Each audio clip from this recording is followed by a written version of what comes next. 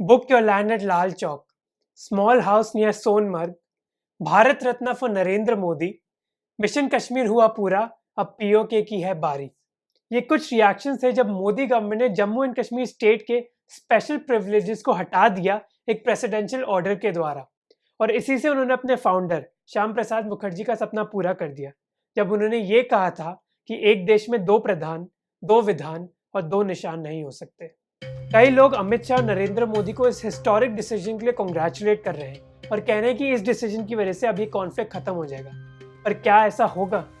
Firstly जब हम कश्मीर के बारे में बात करते हैं तो हम एक्चुअली इस रीजन को रेफर करते हैं, पर इस रीजन के अलावा कई और रीजन है कश्मीर में.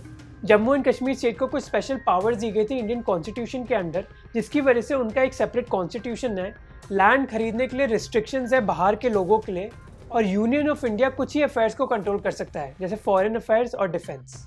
एक साइंड प्रेसिडेंशियल ऑर्डर की वजह से आर्टिकल 370 जो स्पेशल स्टेटस को डिफाइन करता है उसको हटाया नहीं गया, बल्कि उसको मीनिंगलेस बना दिया गया. जम्मू एंड कश्मीर की यहाँ एक असेंबली होगी, यानी कि जम्मू एंड कश्मीर का पॉलिटिकल मॉडल एग्जैक्टली दिल्ली या फिर पौंडीचेरी के मॉडल की तरह होगा, जहाँ असेंबली के पास कुछ पावर्स होंगी और दूसरे इश्यूज जैसे लैंड और लॉ एंड ऑर्डर इश्यूज के लिए हमारी सेंट्रल गवर्नमेंट रिमोट कंट्रोल से गवर्न कर पाएगी जम्मू एंड कश्मीर को.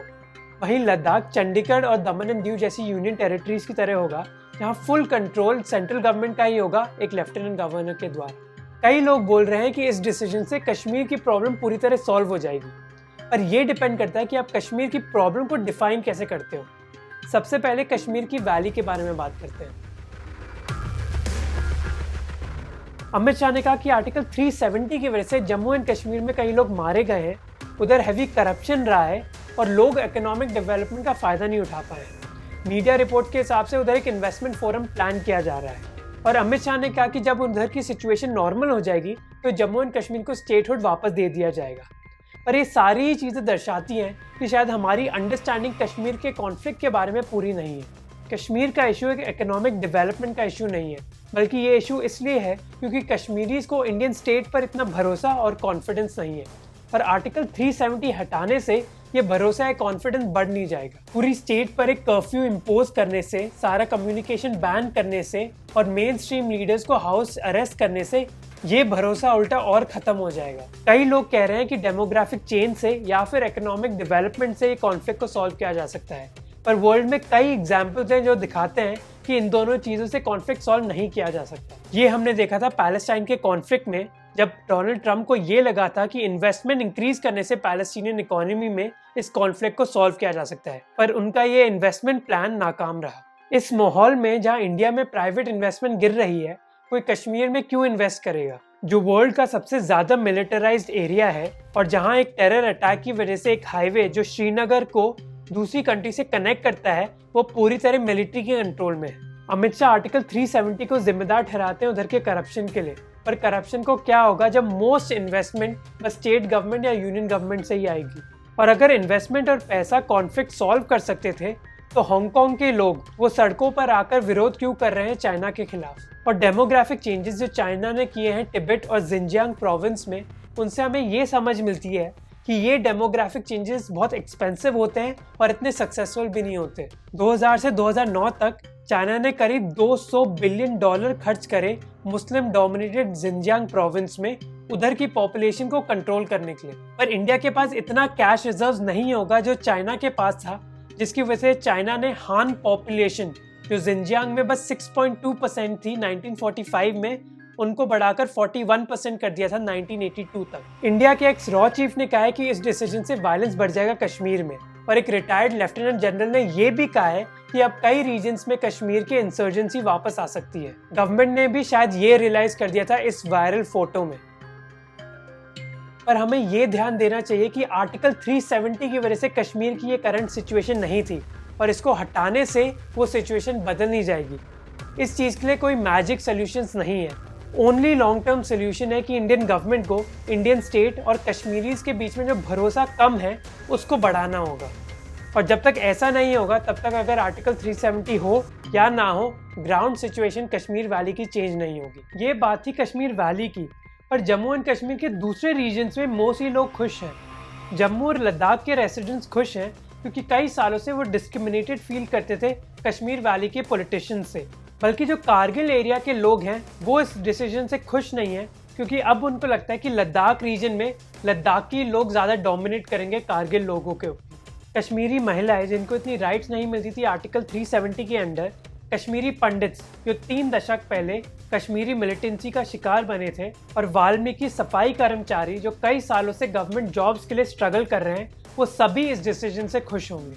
पर इससे कई लोग चिंतित भी हैं। जैसे लद्दाखी लोग चिंतित हैं कि इस आर्टिकल 370 हटाने के बाद उनकी ज़मीन को क्या होगा, क्योंकि अब तो नॉन कश्मीरी लोग भी ज़मीन खरीद सकते हैं कश्मीर में। और कश्मीरी पंडित क्या इस आर्टिकल 370 हटाने के बाद वो अपने घर जा पाएंगे या नहीं, क्योंकि जिस तरीके से यह आर्टिकल हटाया गया उससे शायद पोलराइजेशन और बढ़ जाएगी कश्मीर में।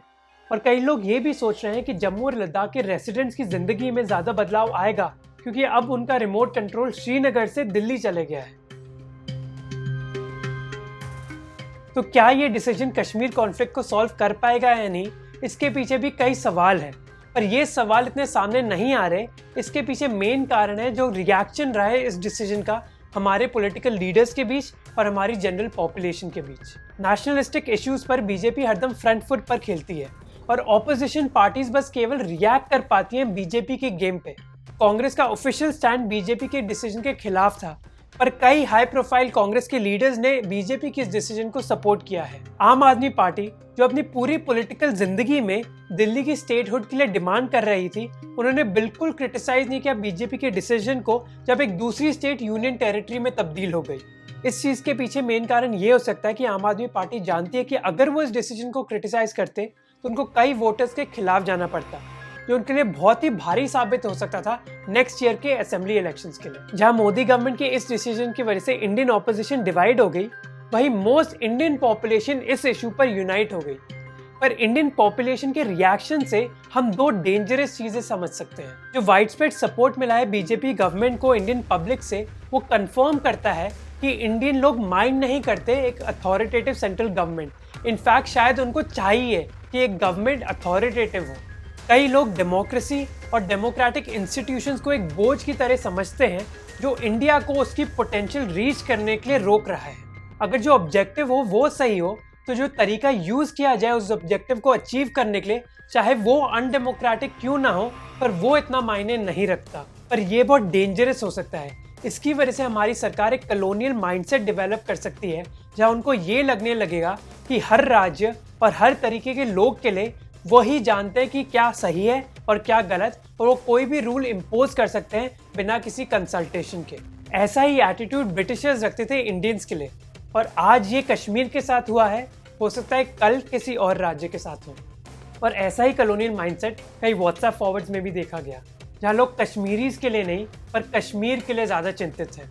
जैसे इस व्हाट्सएप फॉरवर्ड में ये था कि कश्मीर की लैंड अब अवेलेबल है, या फिर इस फेमस जर्नलिस्ट का ट्वीट जिन्होंने कहा कि अब मैं एक सोनमर्ग में घर खरीद सकता हूँ, या फिर ये व्हाट्सएप फॉरवर्ड कि धारा 370 और 35 से हटी तो कश्मीरी मुसलमान कहाँ रहेंगे, कश्मीर में ही रहेंगे, लेकिन अपनी औकात में रहेंगे। फिर कई मैसेजेस ये बता रहे थे कि अब हिंदुस्तान के लड़के कश्मीरी लड़कियों से शादी कर सकते हैं, जैसे कि पहले वो इल्लीगल था। एक बीजेपी एमएलए ने तो ये भी कहा कि अब उनके कार्यकर्ता गोरी कश्मीरी लड़कियों से शादी कर सकते हैं, और ये उन लोगों का माइंडसेट दिखलाता है। क्या इस डिसीजन के खिलाफ हम इंटरनेशनल इंटरवेंशन देखेंगे? मोस्ट लाइकली नहीं, क्योंकि हमने तिब्बत और पैलेस्टाइन के केस में देखा है कि इंटरनेशनल इंटरवेंशन डिपेंड करता है उस कंट्री की इमेज क्या है, और इंडिया के साथ रिलेशनशिप कोई मेजर पावर खराब नहीं करना चाहेगी। पाकिस्तान इस इशू को शायद इंटरनेशनलाइज नहीं कर पाएगा, क्योंकि उनकी इमेज जो वर्ल्ड में है वो इतनी अच्छी नहीं है उनके टेररिस्ट ग्रुप्स को सपोर्ट की वजह से। उनके कई एलाइज जैसे टर्की और मलेशिया एक स्टेटमेंट जरूर रिलीज करेंगे, पर उससे ज्यादा शायद इंटरनेशनल कम्युनिटी इतनी इन्वॉल्व नहीं होगी। जैसे चाइना ने एक स्टेटमेंट जरूर दी, पर यूएस ने ज्यादा रिएक्ट नहीं किया, शायद इसलिए क्योंकि यूएस को पूरे प्रोसेस में लगातार अपडेट किया गया। पर पाकिस्तानी मिलिट्री और उनकी गवर्नमेंट पर प्रेशर जरूर होगा कि वो अपने मिलिटेंट ग्रुप्स यूज करें इंडिया के खिलाफ। पर ये पाकिस्तान के लिए ट्रिकी होगा, क्योंकि रिसेंटली ही उन्होंने यूएस को प्रॉमिस किया था कि वो टेररिस्ट ग्रुप्स को कंट्रोल करके रखेंगे। पाकिस्तान चाहेगा कि वो मिलिटेंट ग्रुप्स को यूज करके इंडिया पाकिस्तान कॉन्फ्लिक्ट ऐसी लेवल पर लेके जाए ताकि यूएस मजबूर हो जाए इंटरवीन करने के लिए। पर यह डिपेंड करता है कि इंडिया कैसे रिएक्ट करेगा। अब अगर हम फ्यूचर की बात करें तो ये गवर्नमेंट का डिसीजन सुप्रीम कोर्ट में चैलेंज ज़रूर होगा और वो डिसाइड करेगा कि इंडिया का फेडरल स्ट्रक्चर अब फ्यूचर में क्या होने वाला है। क्या एक सेंट्रल गवर्नमेंट प्रेसिडेंट्स रूल की वजह से एक स्टेट को कंप्लीटली चेंज कर सकती है या नहीं। अगर सुप्रीम कोर्ट ने इस डिसीजन को एक्सेप्ट कर भी लिया तो मोदी गवर्नमेंट का असली एग्जामिनेशन तब आएगा जब कश्मीर वैली का कर्फ्यू बंद कर दिया जाएगा, और तब भी आएगा जब कई साल बाद हम ये देख पाएंगे कि क्या कश्मीरी लोग इंडियन स्टेट पर ज़्यादा भरोसा कर सकते हैं या नहीं।